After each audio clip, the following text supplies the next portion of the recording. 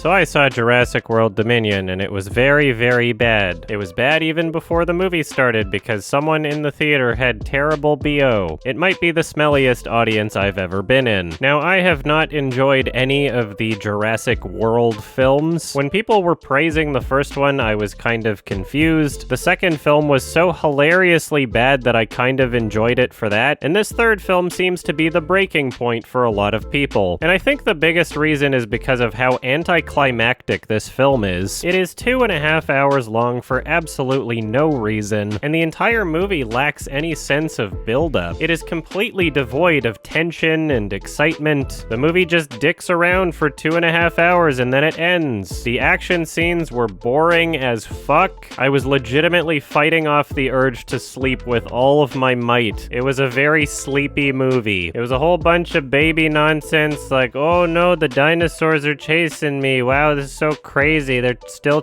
this is a chase scene and there's dinosaurs in it. Whoa! Nothing interesting or creative or impressive or visually stimulating. The dialogue scenes were more entertaining than the action scenes, but mostly because everyone's acting was so bad. Bryce Dallas Howard was the only person in this movie that actually felt like they were trying. It sincerely felt like she was acting against a bunch of non-actors, and even her performance wasn't like amazing or anything. It was just not as bad as everyone else's. The funniest part of the movie was actually a really bad line delivery from her. We gotta get you off this plane! What? What?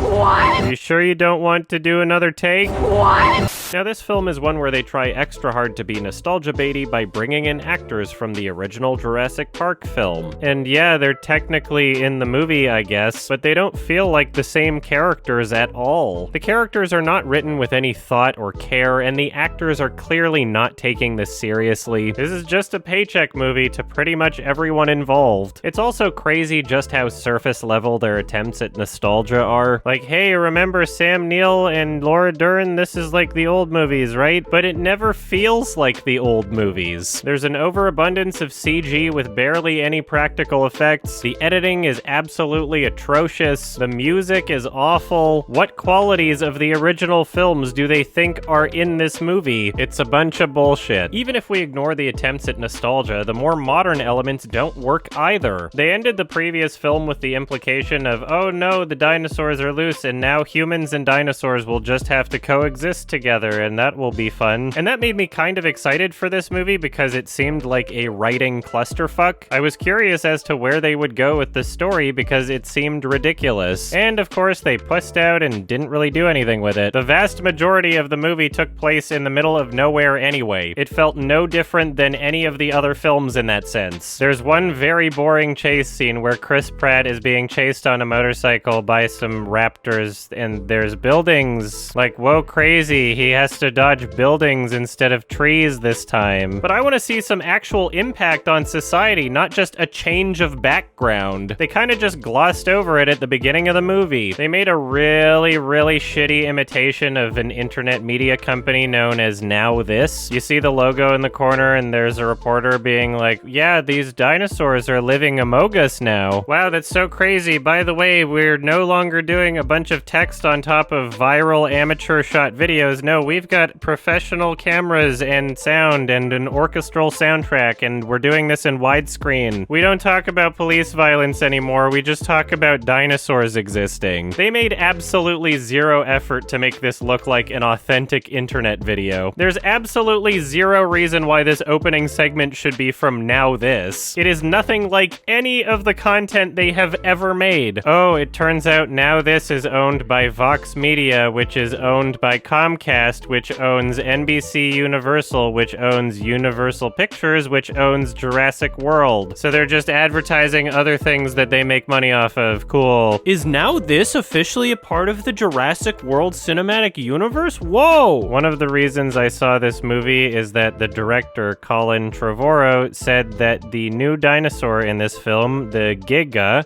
short for Giganotosaurus, which is real, it's like the Joker, he says. He promoted the film talking about how the dinosaur would be like the Joker. He said that the dinosaur is like the Joker. What in sweet fuck? Giga cringe. And yeah, I watched the movie and the dinosaur didn't really do anything. It was big. Whoa, it was such a big dinosaur. There's a total of 0 people that would have drawn the connection to Joker just by watching the film. It's no different than the other dinosaurs trying to kill them. Yeah, Colin, I really got the impression watching the film that the Giga wanted to watch the world burn. What about those flying ones that just attack their plane for no reason? Seems like they also want to watch the world burn, Colin. This is so stupid. Oh yeah, I almost forgot. The little girl named Maisie in this film sounds like she's doing a fake British accent the entire movie, which is weird because she's actually British and she doesn't sound like that in interviews. So maybe they told her to exaggerate the British sounds as much as possible. I don't know. It's really weird. I have no idea what that was about. As I mentioned before, this film is shockingly anticlimactic, but I didn't mention exactly how stupid the ending felt. Basically, the movie tries to end on kind of a heartwarming note, but they also realize that they've written themselves into a corner with humans and dinosaurs coexisting. So they play some cheesy-ass music and show a compilation of the dinosaurs and regular animals all just hanging out. Oh, the flying dinosaurs are friends with the birds now. The birds, they're wing buddies. And the herbivore dinosaurs, they have herbivore friends now. The horses and elephants are just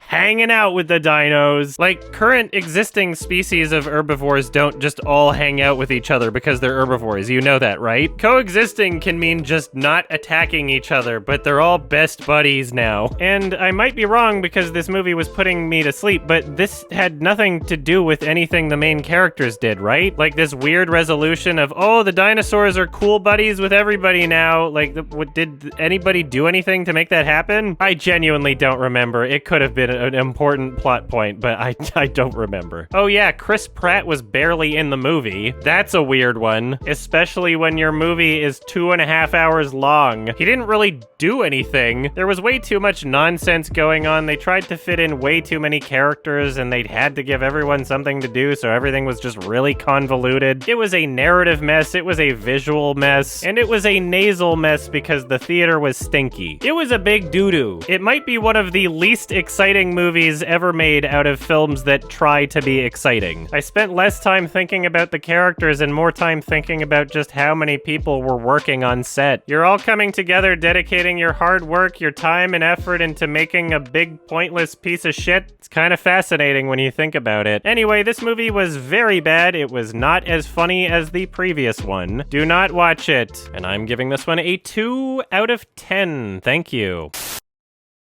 Another dinosaur thing I saw was Prehistoric Planet on Apple TV+. And one of the reasons I decided to check this out is because the showrunner is John! Mr. Favreau decided to use computer-generated models to make something that looks like a nature documentary. Except this time, the project actually makes sense. It's in a documentary format. David Attenborough is narrating. The dinosaurs do not start talking and singing in a narrative inspired by Hamlet. It's like this is what he wanted to make the whole time, but for some reason he made The Lion King 2019 first. This is a 5-episode long series, with each of them being directed by people who worked on the visual effects for The Lion King 2019. A lot of the same choices and techniques from The Lion King 2019 were used on this series, and it works! Who would have thought that making a documentary works best for documentaries? Wow, that's so crazy! The visuals in this series are pretty great. Many of these shots feature computer-animated models in live-action environments, and that really helps to create an immersive visual experience. I particularly love things like these night vision shots, where they alter the condition under which these images are shown, and it does a fantastic job at making these computer-generated models feel real. Filming techniques like these help to keep the show interesting and engaging. The music was also very well done. It is not quite as great as the music from Planet Earth 1 and 2 from the BBC Symphony Orchestra, but it is miles above the music featured in than many Netflix-produced David Attenborough documentaries. My biggest criticism with the show is that it is wildly speculative. There are a lot of guesses made in this show, and they are certainly educated guesses. I searched through the supplementary material and even long Twitter threads from the show's consultants, and a lot of things that they show are simply just not ever addressed. And yeah, I completely understand that without this level of speculation, there wouldn't really be as much of a narrative aspect to the show, but I wish they did a better job at attempting to explain or rationalize why they perceived certain things the way they did. On the BBC Planet Earth series, they dedicated a good 10 minutes at the end of each episode to explain how they got certain shots and the making of the episode. I feel like something like that would have been appropriate for this show, because even though they have supplementary material for the show, I found myself starved for a more thorough and detailed discussion. Anyway, this show isn't perfect, but I really enjoyed it for what it was. It was pretty entertaining and there was a lot to appreciate. So yeah, check this one out whenever you want. Thanks, John! And I'm giving this one a 7 out of 10. Thank you.